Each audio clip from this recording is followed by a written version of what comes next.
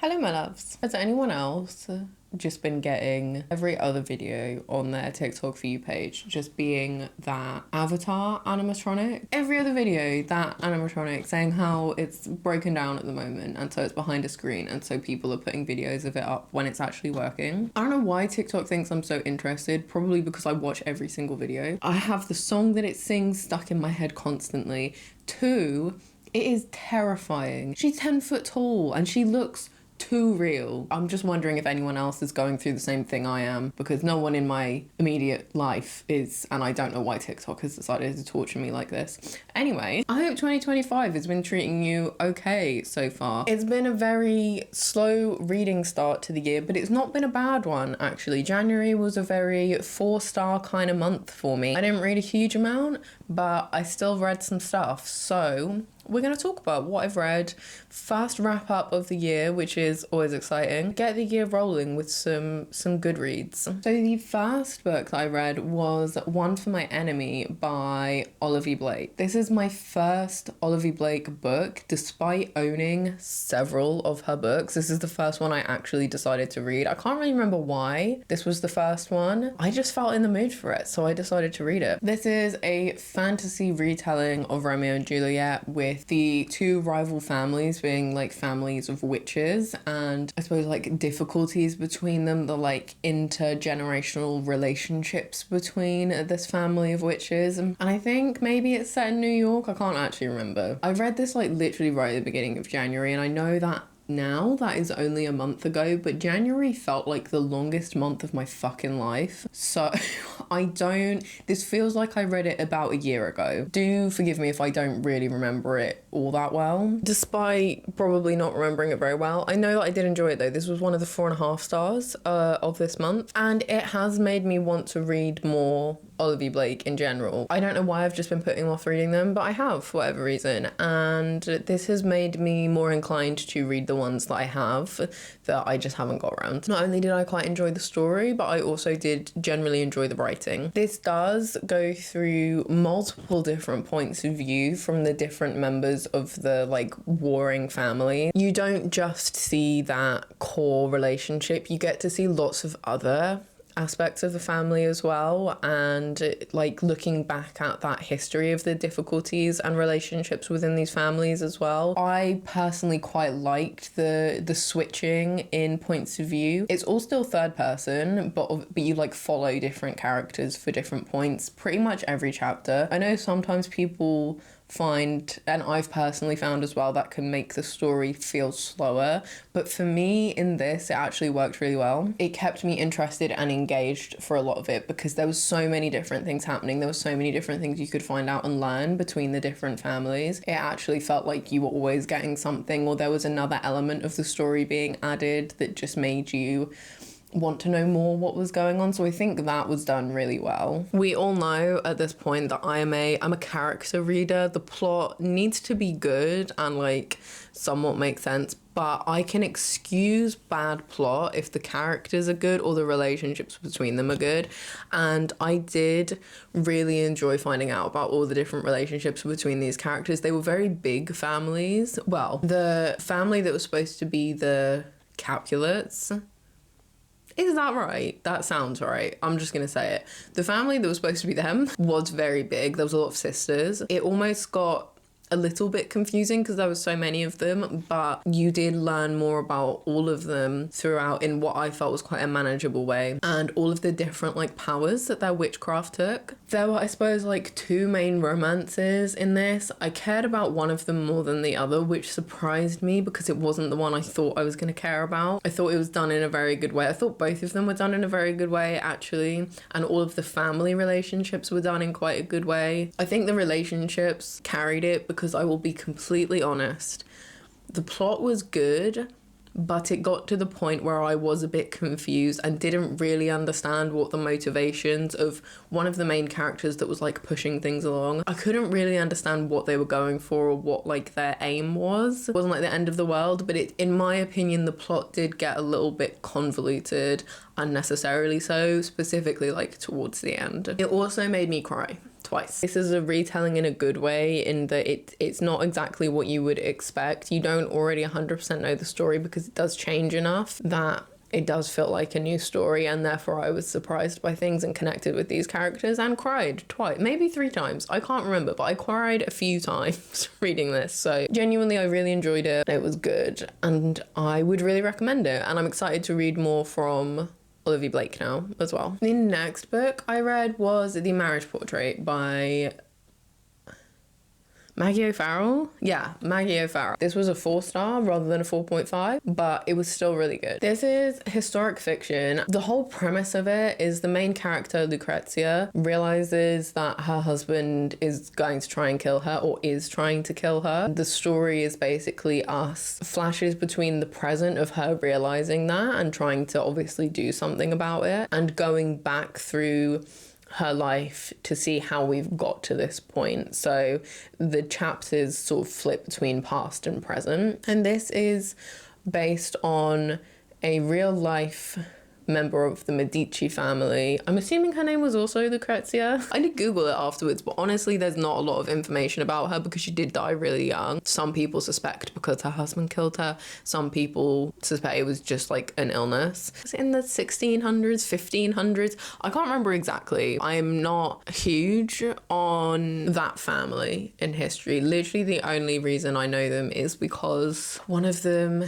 Catherine, she married the French guy who had Francis, who married Mary Queen of Scots, right? I love Mary Queen of Scots, so that's the only reason I know of the Medici family. Literally know nothing else about them. It's based on her. Obviously, it's not historic fiction in that it's like accurate historic fiction because we don't actually really know what happened to Lucrezia, but it's like a story of that. I, for whatever reason, don't really read a lot of historic fiction anymore. I used to read a lot of it. I was a massive Philippa Gregory girl. I appreciate now that her books are probably not that great, and I don't think many of them are really very historically accurate. Anyway, I used to be a massive historic fiction person. I haven't really read much of it recently. I did really enjoy this, actually. The flitting between the different points of view in terms of like time, I understand why it was there, honestly, because it did give you a sense of wanting to know what happened more because you knew it was going to end up with her maybe dying. So it gave it a sense of intrigue and urgency, but I was interested enough in her past and what was happening and what led to that point. There is a hair on my face and it's irritating me so much that I didn't really care that much when we like flitted back to the future, but I appreciate you might not have got into the story enough or as much if they weren't there. I did find the pacing generally okay with that though. I didn't find it really slowed it down, mainly because the chapters in not the future, in the present, were very, very short, so you just get like little glimpses and then it would go back to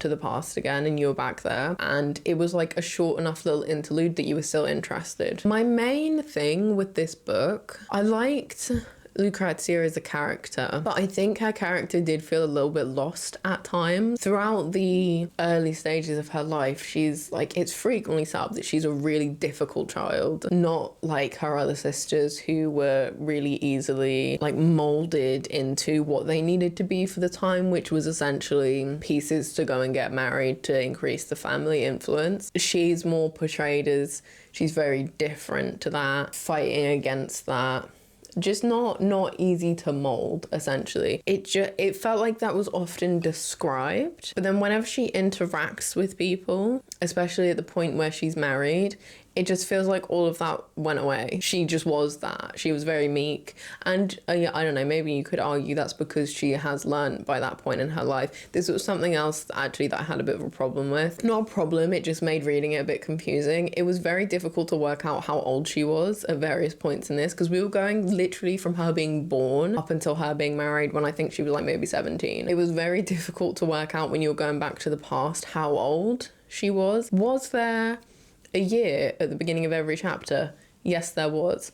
Do I pay attention to those when reading and then do maths to work out how old she would be based on the chapter when she was born? No, I don't, especially not when it's an audiobook. Going back to what I was saying about like her character, maybe it is just the fact that she got older and matured and that's why she then learned like her place or whatever. It just felt like however she was described, it didn't match up with how she then actually acted, which was a shame because I would have liked to have seen a more difficult, feisty, you know, the character there, because that's what she was set up to be, and then she just kind of wasn't. All in all, this was very enjoyable. I don't know that I would particularly think about it too much or come back to it again, but it was a nice dip back into historic fiction, especially when I haven't been there for quite a long time. The next book I read was Quicksilver by Callie Hart. This is a TikTok favorite, romantasy, right? This is your classic, absolute classic girl from a poverty-stricken district which is being ruled by like an authoritarian monarchy, somehow ends up in the Feywild and somehow discovers she has vitally important powers for their cause. It's a classic one of them. But you know what?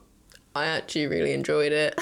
Like I said, it was a 4-star month. This was also 4 stars. I really enjoyed this. I also listened to this like maybe half audiobook, half physically reading. The audiobook experience of this was genuinely one of the best I've had ever, I think. So there was 2 narrators. I don't know either of their names. There was a woman who was doing basically all of the like main narrating, because the book is in first person from, I don't remember the main character's name, but from her point of view. So she did like the main narrating and all of the voices for all of the female characters. And then there was also a male narrator who did the voices for all of the male characters. It just worked so much better. The only slight issue I had, but this was a very, very small one and honestly was quite funny, was there was a specific guard that's supposed to obviously be like intimidating, and he's like arresting the main character. The voice that the guy did for it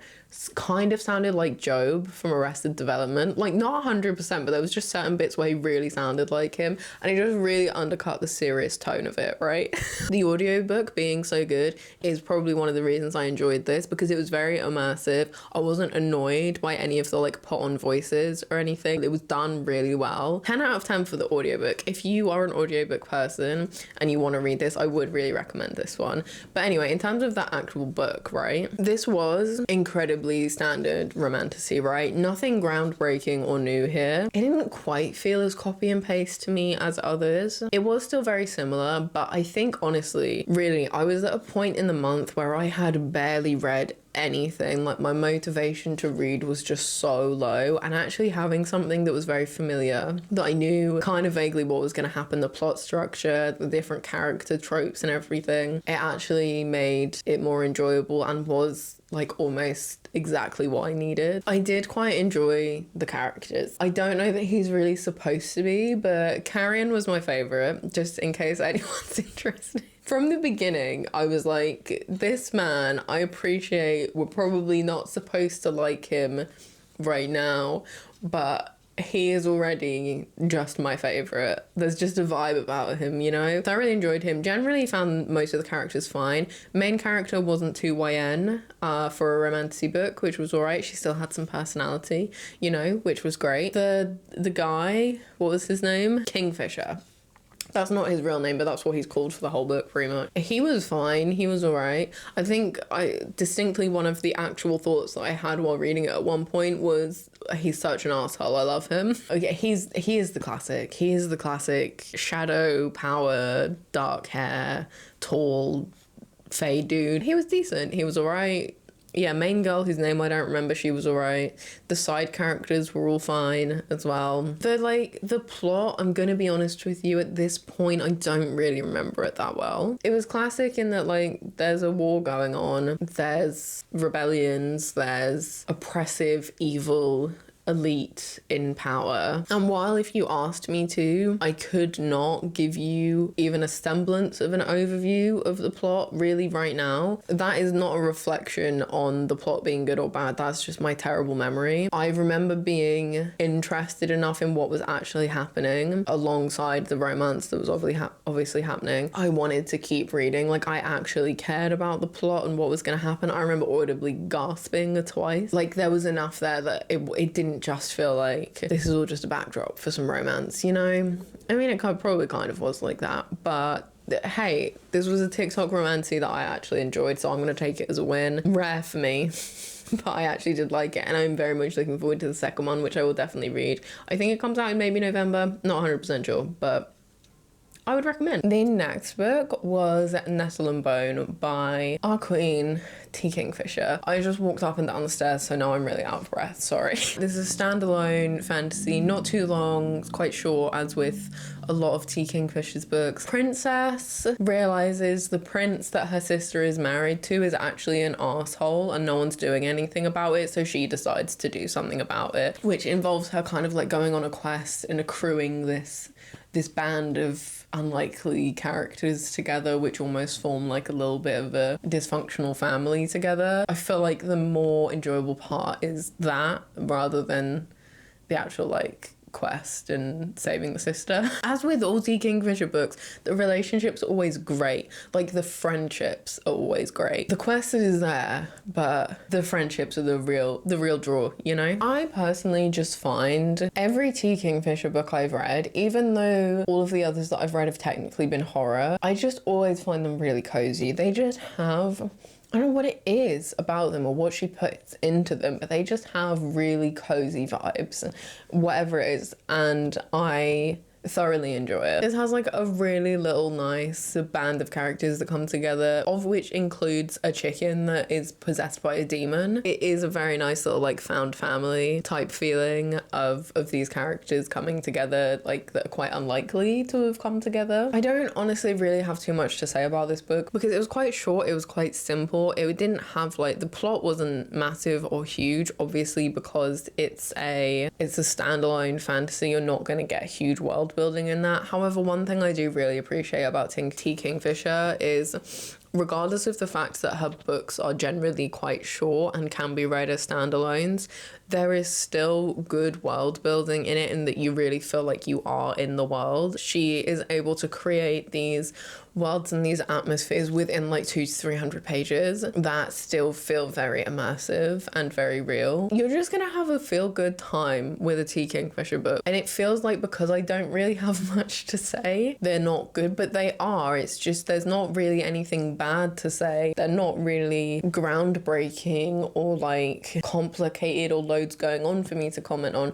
They're just good books all round. Good books that you will enjoy, have a nice time with, but not need to invest, you know, huge amounts of brain power or time to read. Just be a nice little time, you know? And then the last book I read this month was The Dagger and the Flame by I just read her name, Catherine Doyle. My summary for this is, girl must join a group of thieves after her mum is murdered, and she plots to basically get revenge for the murder and her mum dying against the people who is like a rival gang that she assumes to have killed her mother. I've had the audiobook of this for ages, completely forgotten about it.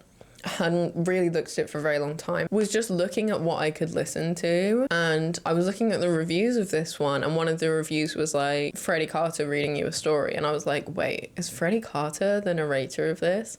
And he is one of the narrators, so that is literally the only reason I decided to listen to this. I ended up really enjoying this. This was the other 4.5 of the month. Nearly could have been 5 stars, honestly. I'm not 100% sure what held it back. It's just a feeling. It didn't quite feel like 5 stars, but it was still very good. I would describe this, and this is how I sold it to my friend, as this is like Six of Crows light, okay? And I'm not just saying that because Freddie Carter was one of the narrators. It is very much like city gangs, teenagers in gangs, but there's also kind of some magic and there's an evil guy. It had that kind of vibe. It's not like it's ripping off Six of Crows. It's not like it's super similar, but it just has that same kind of feeling, you know? So there's like two different gangs in the city. There's the Cloaks and the Daggers. Sarah, the main character, goes to the Cloaks for protection, and she forms like all of these relationships with the people there. Like, again, it's kind of found family feeling. I think one of my favorite parts was those relationships, like seeing those develop and Sarah start to like trust those people more was really, really enjoyable. So this is dual point of view as well,